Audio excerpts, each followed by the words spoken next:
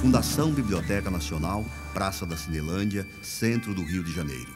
Aqui acham-se mais de 5.000 documentos do acervo de Arthur Ramos. Entre esse material, há um caderninho que registra o interesse de Arthur Ramos, aos 17 anos, pelo mundo maravilhoso do conhecimento humano.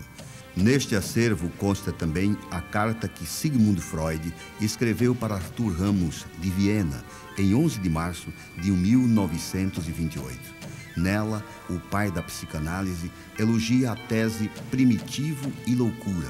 Dentre os arquivos particulares, o arquivo Arthur Ramos é um dos que assume maior importância, não só devido à sua dimensão, mas também à sua importância, já que o Arthur Ramos foi uma pessoa importante dentro da área de antropologia.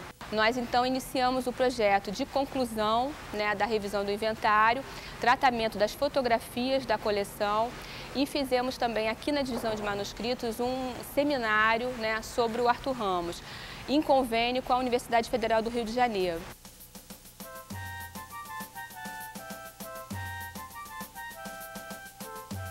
Arthur Ramos de Araújo Pereira nasceu na cidade do Pilar, às margens da Lagoa Manguaba, Alagoas, no dia 7 de julho de 1903. Na época, Pilar era uma cidade em pleno desenvolvimento, alicerçada pela indústria da cana-de-açúcar e movimentada por seu porto lacustre, importante escoadouro dos produtos do estado. Filho do médico industrial Manuel Ramos de Araújo Pereira e Dona Ana Ramos de Araújo Pereira, Arthur Ramos era o 7º dos 8 filhos do casal. Seu pai, Manuel Ramos de Quebrangulo, radicou-se em Pilar como um dos diretores da Companhia Pilarense de Fiação e Tecidos. Médico, o doutor Manuel Ramos, depois de dirigi-la por vários anos, montou uma fábrica de rendas e bordados no Pilar. Com a explosão da Primeira Grande Guerra, de 1914 a 1918, a matéria-prima vinda da Europa escasseou a tal ponto que tornou impossível o funcionamento da fábrica. O Dr. Manuel Ramos, que antes só clinicava para o pobre, com o fechamento da fábrica, montou consultório, passando também a atender em sua residência. Sua esposa, Dona Ana Ramos, além de mãe e dona de casa, ajudava o marido como enfermeira em seus afazeres de médico.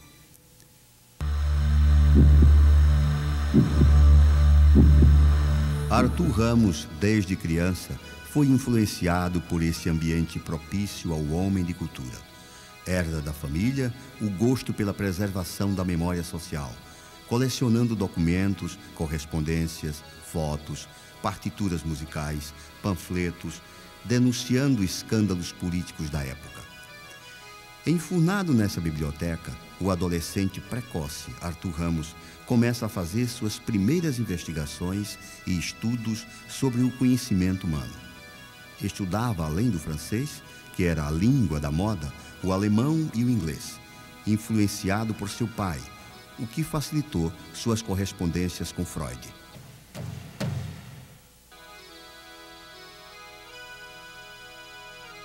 Sua cidade natal, empobrecida pela decadência da cultura canavieira e pela poluição da lagoa, não conserva mais aquela efervescência cultural de outrora. Em 19 de maio de 1918, aos 14 anos de idade, publica A Carta, seu primeiro artigo no semanário O Pilar. Suas crônicas escritas a partir dos 15 anos são forma de representação do universo material, imaginário e filosófico de seu tempo. Nas primeiras crônicas e artigos que escreveu, percebe-se em Arthur Ramos, desde cedo, o gosto por assuntos folclóricos, africanistas, mitológicos, políticos e comportamentais. Cientista nato, Arthur Ramos, desde garoto, se interessava pela pesquisa, pela observação das manifestações culturais e por tudo o que acontecia a seu redor.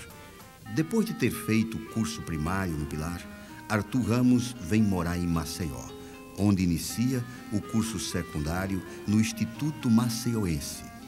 No ano seguinte, matricula-se no Colégio São João, onde continua os estudos secundários até sua conclusão em 1919. Antes de completar 17 anos, inicia atividade didática. Dá um curso de português para nível primário no Colégio São João.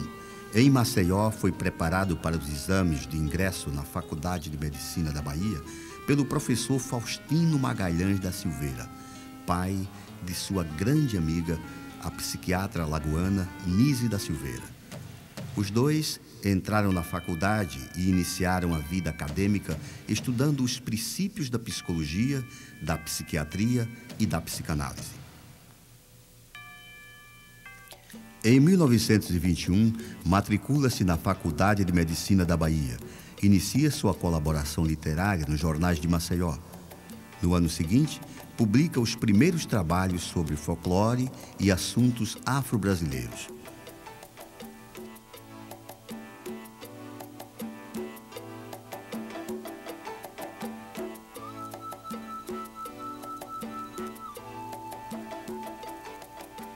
Em 1926, inicia com seu irmão, Nilo Ramos, a campanha para a construção de um hospital Nossa Senhora de Lourdes, na cidade do Pilar. Em dezembro, defende a tese de doutorado, Primitivo e Loucura, aprovada com distinção. Conclui o curso da Faculdade de Medicina da Bahia e recebe o grau de doutor em Ciências Médico-Cirúrgicas.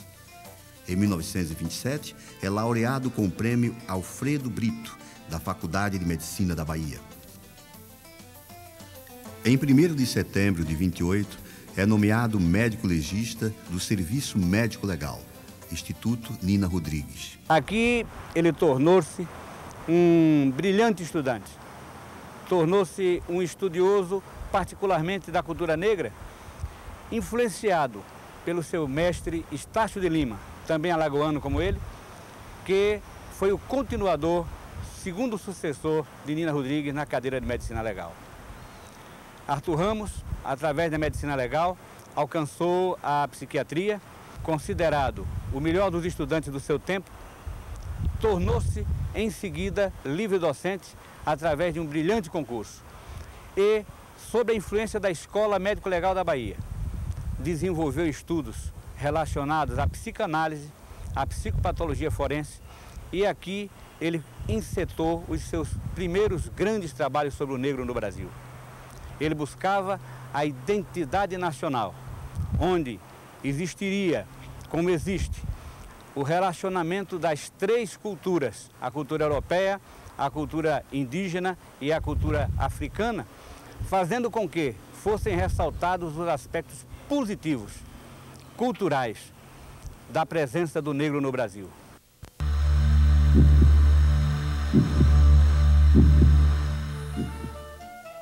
De 1929 a 1932, realiza estudos de pesquisa sobre medicina legal e psiquiatria. Participa de reuniões e debates científicos, colabora para os jornais e revistas científicas da Bahia e do Rio de Janeiro, faz conferências, realiza perícias de criminologia e medicina legal e publica o livro Estudos de Psicanálise. Em abril de 1933, é homenageada em Maceió por intelectuais e faz conferências na Federação Alagoana pelo Progresso Feminino e na Sociedade de Medicina de Alagoas, da qual passa a ser sócio. Convoquei as mulheres, com 6 meses, eu só tinha 200 sócias. Depois, já estava com uma quantidade imensa. Arthur Ramos me prestigiou muito. Quando eu me formei, me levou àqueles lugares, àqueles professores que constavam da minha tese. E as mulheres eram só a parte da copa, da cozinha, dos bordados. E eu não me dava muito bem. Fui convidado, enalteceu a mulher, ficou entusiasmado e propôs o que as minhas conterrâneas queriam, publicamente propôs a minha candidatura. Uma figura aqui conhecida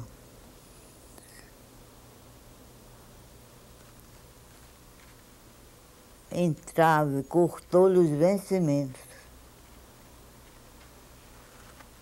Por quê? Para que ele não tinha certeza que ele ia brilhar no exterior. Baixa subsistência para que os galináceos cacarejantes, exasperados até o paroxismo, com tamanha infração de privilégio da madraçaria nacional. De volta a Salvador, em maio de 1933, é comissionado pelo Serviço Médico Legal da Bahia para realizar estudos e observações de medicina legal e psiquiatria no Rio de Janeiro e em São Paulo. Começa as pesquisas e estudos sobre higiene mental escolar, publicando os primeiros resultados em revistas e órgãos técnicos. E em dezembro publica O Negro Brasileiro, resultado das pesquisas procedidas no Nordeste e no Rio de Janeiro. Ele fez pesquisa de campo de tal maneira que chegou a se integrar nos candomblés da Bahia, onde ele adquiriu um status especial não me lembro agora o título que dão, mas também tomou o banho de ervas lá nas Alagoas. Naquela época de 30, havia um choque terrível entre as correntes racistas, por exemplo, né? Tinha havido a Olimpíada de Berlim, sob o comando de Hitler, e que deu aquele escândalo que o corredor americano derrotou um dolicocéfalo louro como o homem mais veloz do mundo. Quando eu prossegui no curso e já formado, voltei a assistir aulas de Arthur Ramos, foi na época em que o Brasil entrou na guerra. Ele deu uma aula que foi uma verdadeira aula magna, né? A respeito das falsidades da teoria racista, né? Da superioridade do dolicocéfalo louro, né? Isso foi uma conferência final do curso dele, antes de ir para a Europa, para a Unesco, né? Que despertou em nós uma onda de aplausos. Em 12 de fevereiro de 1935, casa-se com Luísa Galé. Na época, Arthur Ramos era solteiro e Luísa viúva do maestro Luciano Galé. De junho a dezembro de 35, continua as pesquisas sobre o negro brasileiro. Reedita o livro de Nina Rodrigues, O Animismo Fetichista dos Negros Baianos, e publica O Folclore Negro do Brasil. Em 1944, quando eu comecei este curso, tive a honra de ser aluna do professor Arthur Ramos, na cadeira de Antropologia. O curso era de 3 anos, para a formação de bacharelado, e depois o 4º ano correspondia à licenciatura. E nesses 3 anos nós tínhamos, então, Antropologia. E eu me convenço hoje de que naquele tempo nós nem tínhamos consciência do grande valor que era ele. O professor Arthur Ramos, na sua grande capacidade de nos legar aqueles ensinamentos dele. Só depois realmente que nós pudemos, no correr do curso, né, saber da produção dele, tudo aquilo que ele vinha fazendo, todos os livros que publicava, do que ele estudava sobre o negro brasileiro, ele ter sido discípulo de Nina Rodrigues. Isso nós fomos aprendendo e colhendo durante o curso. O que não me esqueço é a monumental edição dele, Introdução à Antropologia Brasileira, saída em 1945, 2 volumes pela Casa do Estudante do Brasil. Arthur Ramos não para. De 1939 a 1949, a vida intelectual de Arthur Ramos ganhou dimensão internacional. Convidado para conferências em vários estados brasileiros e países da América do Sul, Europa e América do Norte. A sua publicação, a sua rede de comunicação com os intelectuais do mundo todo lhe deu um status internacional muito sério em nível teórico e, politicamente, a posição dele aberta contra o racismo, contra o nazismo, ligou a rede internacional de combate ao nazismo, de tal maneira que, quando se cria a Unesco, que se quer fazer um departamento de ciências sociais, com todos os antropólogos famosos do mundo, aquele antropólogo que cruza pela sua ação a pesquisa, a produção de livros sobre os assuntos, a dedicação ao estudo das minorias e a dedicação ao estudo do antirracismo e a denúncia do nazismo, faz com que ele vá se integrar, ele seja o antropólogo escolhido que vai fazer contraponto com Bertrand Russell, com Maria Montessori, com Jean Piaget, com Julia Huxley. Isso mostra um status que não era só do Brasil. Eu não conheço outro intelectual no Brasil com essa dimensão política, teórica, de aplicabilidade da antropologia, com o reconhecimento que ele teve na sua época. É um homem que morre aos 46 anos, deixando mais de 400 títulos publicados. Ele viveu muito pouco, mas ele escreveu demais. Aos 22 anos, ele tinha mais de 50 artigos publicados. Ele fez a crônica do folclore de Alagoas antes dos 20 anos.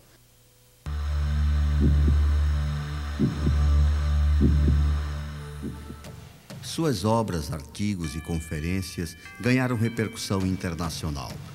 Assinou vários manifestos em defesa da paz, da liberdade, da expressão. Por suas posições engajadas, chegou a ser preso e fichado 2 vezes no DOPS do Rio de Janeiro. Foi taxado de comunista, mas nunca se filiou a partido nenhum. Era um humanista. Quando foi convidado pelo presidente da Unesco para dirigir o importante Departamento de Ciências Sociais, Arthur Ramos teve como missão elaborar um plano de paz. Tamanha era a incumbência que Arthur Ramos se dedicou tanto ao trabalho que sua saúde não resistiu. Tinha problemas de pressão alta. Um certo dia chegou um cartão dele, animado, falando dos programas que tinha de ciências sociais para os países em desenvolvimento, inclusive para o Brasil e para o Nordeste. Cartão, manual, não é? No outro dia pela manhã, chegou a terrível notícia.